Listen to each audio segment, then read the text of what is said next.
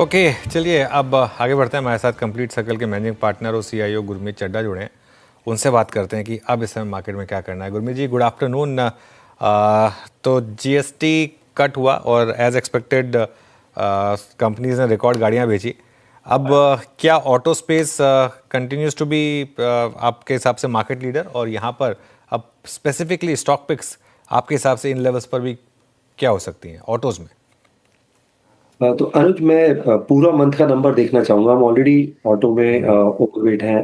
MNM है portfolio में, Tata Motors है, उनो विंडा है, संधार टेक्नोलॉजीज है। तो हम काफी ऑटो पे ओवरवेट है। दूसरा, मुझे लगता है कि ऑटो नंबर सरप्राइज करेंगे अपसाइड पे। जो मेरा डीलर चेक किया है, हमारे दो तीन क्लाइंट्स हैं, काफी बड़े डीलर्स हैं एमएनएम के और हिंडाई के।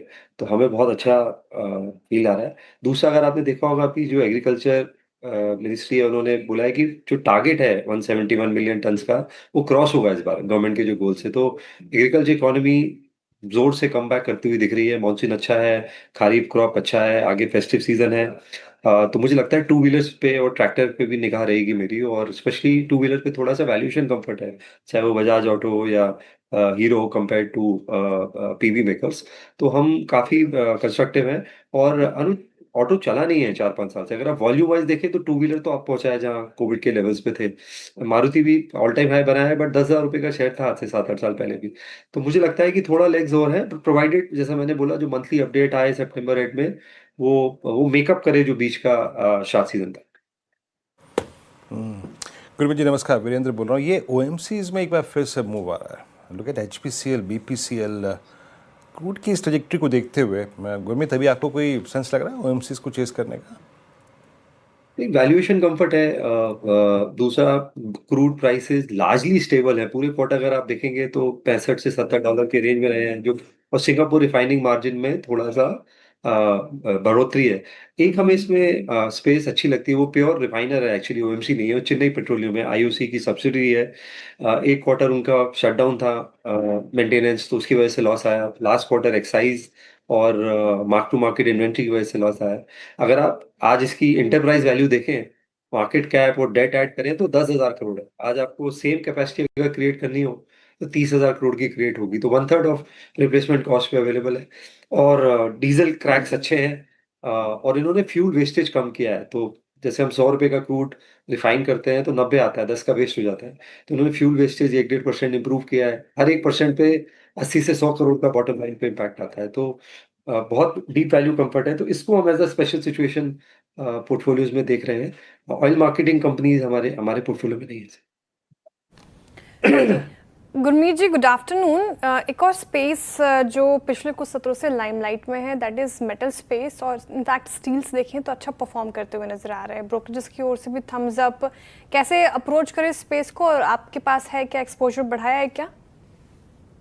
नहीं, हम हमारे पास एक टैक्टिकल प्लेस में है। हम नॉन फेरस पे ज्यादा बुलिश हैं, क्योंकि जो अंडरलाइंग डिमांड है कॉपर एल्यूमिनियम की, वो बहुत स्ट्रांग है। और मुझे लगता है हमें कमोडिटी साइकिल में भी है अगर देन बाकी।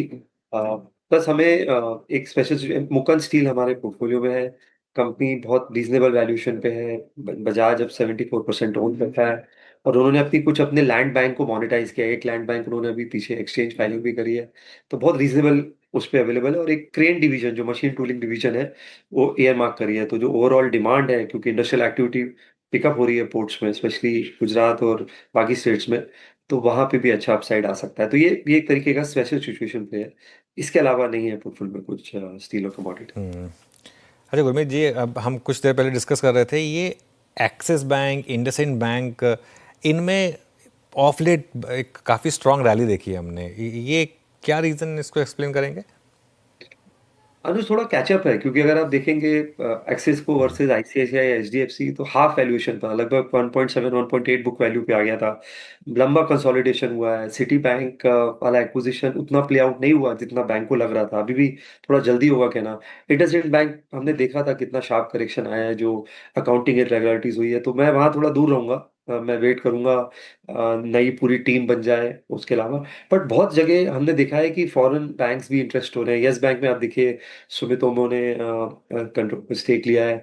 आरबीएल बैंक ने फंड रेज़ अनाउंस किया है 3,500 करोड़ का। इंटरेस्टिंग होगा देखना सब्जेक्ट टू आरबीआई अप्रूवल कौन इन्वेस्ट करता है, और यहाँ आरबीएल में वैल्यूएशन कम्फर्ट भी है, सिर्फ 16,000 करोड़ मार्केट कैप है। तो टियर 2 बैंक्स में मुझे लगता है थोड़ा-सा वैल्यूएशन कैचअप हो सकता है और कोई फॉरेन प्लेयर की एंट्री से थोड़ा अनलॉकिंग हो सकता है। और टियर 1 बैंक्स भी अनु चले ही नहीं है बिल्कुल। आप देखिए एचडीएफसी, आईसीआईसीआई लगभग वहीं पे हैं। तो मुझे लगता है कि एक रेट कट अगर और होता है 1 अक्टूबर को, जो कि मुझे लगता है, और अच्छा क्रेडिट ऑफटेक आता है सीज़न में और अगले सीज़न में, तो थोड़ा कैचअप वहाँ भी हो सकता है।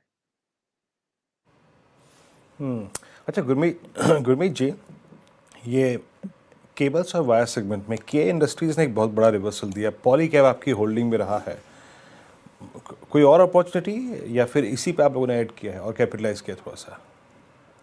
नहीं, पॉलीकैब है हमारे टॉप 5 होल्डिंग में से है पोर्टफोलियो की। आज से नहीं है, 3-4 साल से है। और इनफैक्ट जब बड़े करेक्शंस आए इसमें 2 बार, एक बार टैक्स रिलेटेड था, दूसरी बार जब बिरला ने अनाउंस किया था और बाकी कॉम्पिटिटर्स ने अनाउंस किया था, तो हमने ऐड अप किया था। फिलहाल ऑलरेडी ऑल टाइम हाई पे है।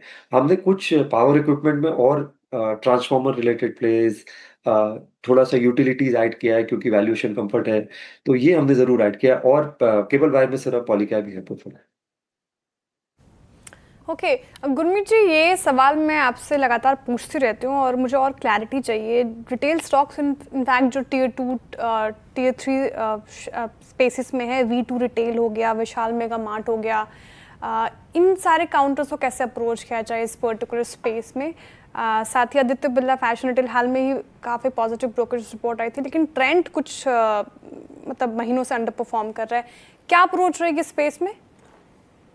तो हमने कंजम्पशन को थोड़ा डिफरेंट तरीके से प्ले कर रहे हैं। तो होटल स्टॉक्स हैं पोर्टफोलियो में, इंडियन होटल्स है, लेमन ट्री है। उसके अलावा हम हमारे पास ट्रेंड है पोर्टफोलियो में, हमने ऐड किया है गिरावट में जब और मुझे लगता है कि बाजार एक क्वार्टर देखना चाहेगा, क्योंकि उन्होंने सडनली पिछले क्वार्टर कम ग्रो किया था। मार्केट में एक आदत हो गई थी 30-40% ग्रोथ की। तो आई थिंक बाजार देखना चाहेगा, और ऑपरेटिंग मैट्रिक्स लेकिन अच्छे लग रहे हैं। और हमने एक चिल्ड्रन स्टेशनरी में डॉम्स ऐड किया है, क्योंकि ऑलमोस्ट मैक्सिमम स्टेशनरी प्लेसेस में जीएसटी ज़ीरो हो गया है, तो और फॉर्मलाइज़ेशन होगा। उसके अलावा वो स्कूल बैग्स और पेन में भी एंटर कर रहे हैं, ईस्ट में एक्विज़िशन कर रहे हैं, और मार्जिन बहुत अच्छा है। 2,000 करोड़ के टर्नओवर में लगभग 250 करोड़ पैट करते हैं। इस लाइन में ये मार्जिन बहुत अच्छा है, तो ब्रांड रिकॉल अच्छा है। तो ये हमने कंज़म्पशन पोर्टफोलियो में ऐड किया, अदर देन ऑब्वियसली ऑटो और भी हमारा कंज़म्पशन पोर्टफोलियो का पार्ट है। ओके, ये मार्केट की रैली अच्छी चल रही थी, लेकिन फिर वो H1B वीज़ा वाला जो इशू आया, उससे आईटी कोलैप्स हुआ। तो आईटी को आप कैसे देख रहे हैं यहाँ पर? क्योंकि एक व्यू ये है कि अब H1B पे इतनी डिपेंडेंस नहीं है, लेकिन दूसरा व्यू ये भी है कि ये एक इसको डायरेक्शनल मूव देखा जाए, आगे जाकर शायद और भी स्टेप्स आ सकते हैं। आपका पोजीशनिंग क्या होगी इस समय आईटी पर?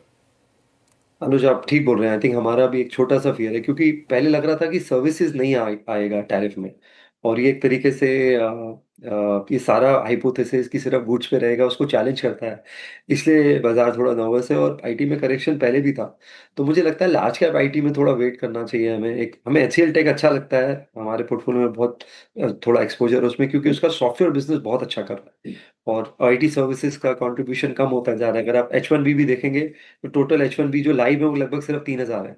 तो H1B का इम्पैक्ट कम है, वेल स्प्रेड आउट है, वैल्यूएशन कम्फर्ट है, तो वो हमें अच्छा लगता है। बट हम आईटी पे अंडरवेट है अनुज, हम लेस देन 5% होंगे आईटी में वेटेज के हिसाब से पोर्टफोलियो में। मैं बिल्कुल भी नहीं एग्जिट करना चाहूंगा, क्योंकि एक स्टेज पे ट्रेड डील भी होगा।